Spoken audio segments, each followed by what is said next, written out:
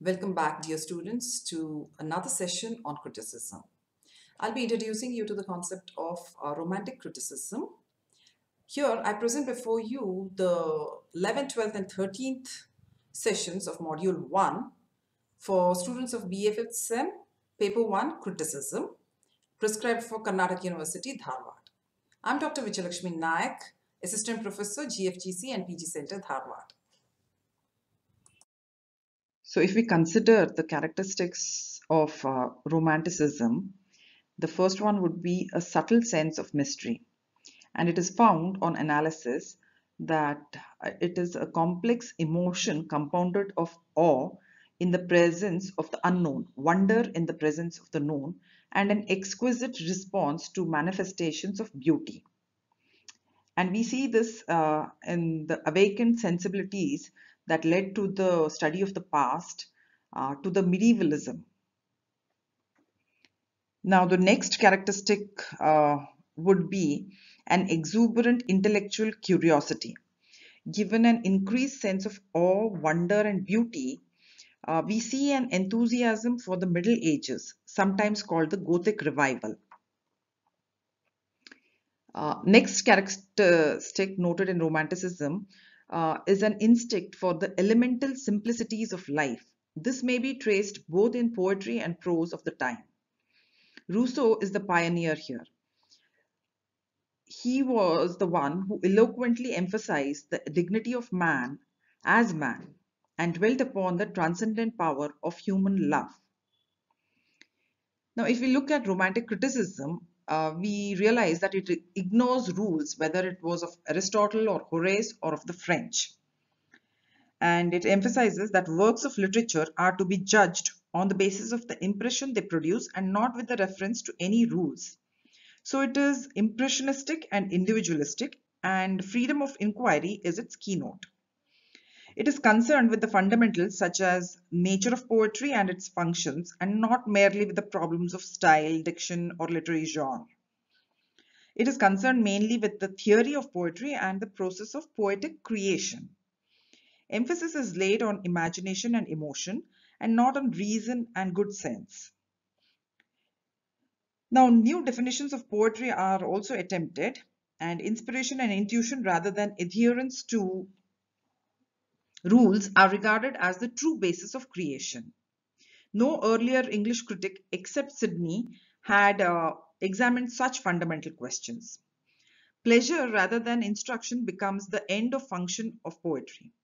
If poetry instructs, it does so only through pleasure, says Coleridge. Views on poetic diction and versification undergo a radical change. Simplicity is emphasized both in theme and treatment. Romantic criticism is creative. It is as much the result of imagination as works of literature.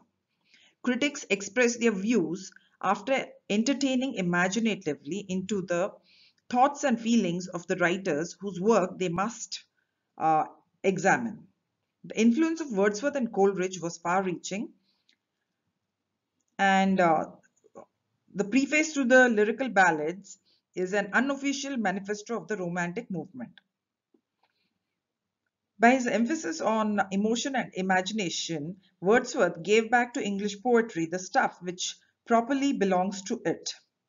He demolished much that was false and injurious in English critical tradition, so that literary criticism in England could breathe a larger and freer atmosphere.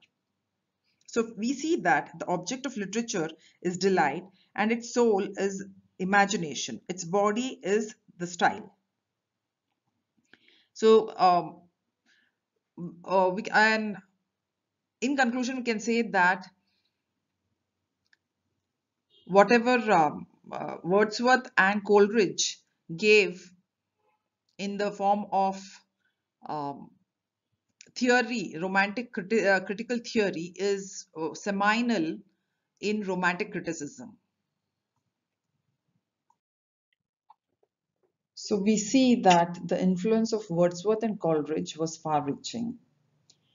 In fact, the current scholarly work on romantic literary theory often suggests that many of the romantic critics were far ahead of their time, anticipating the work of various late 20th century thinkers. One example is provided by Kathleen M. Wheeler, who states that Coleridge's concept of polarity, of opposition, is in many ways anticipatory of Derrida's concept of difference. For Coleridge, as for Derrida, relations and oppositions form the substances of experience.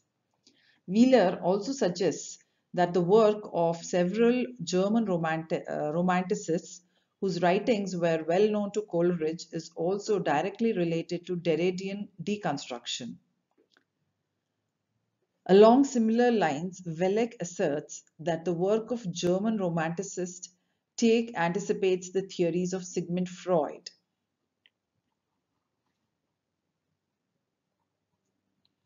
Despite efforts to position the English Romantics within a continuum of criticism extending from Plato and Aristotle to Jacques Derrida and the post-structuralists, several literary scholars still insist that the theories of Wordsworth and Coleridge were radically different from their predecessors. Patrick Parinder claims that their poetry and criticism constituted nothing less than a cultural revolution. Now let us take a quick look at the difference between classical and the romantic. The main difference between the classical and romantic is that the classical depends upon the conscious mind, the romantic on consciousness. So each misjudges the other. The classical considers the romantic unbalanced, childish, and mad. The romanticist sees the classical as drearily formal, tedious, and lifeless.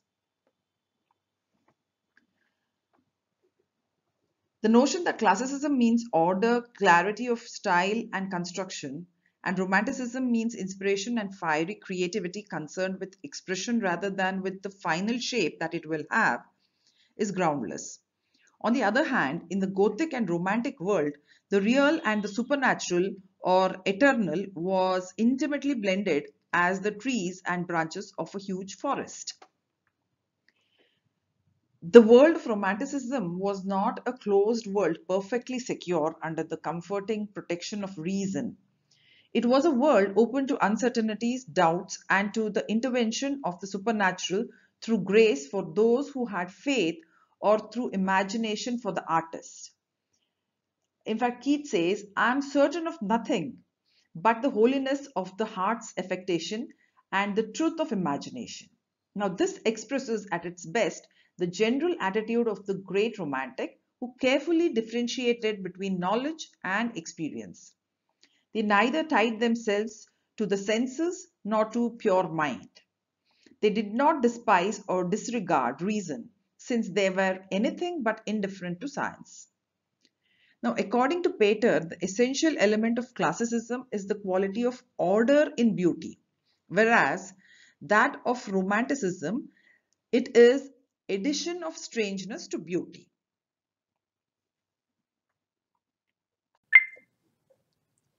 With that, dear students, I come to the end of another session on criticism, romantic criticism. I hope you'll have enjoyed the session and I hope you'll have understood the concept of romanticism. I'll be seeing you in another video on realism soon enough, I hope. Till then, please like and subscribe. And as always, I have some very easy peasy multiple choice questions for you. Please attempt that before you leave. Thank you so much.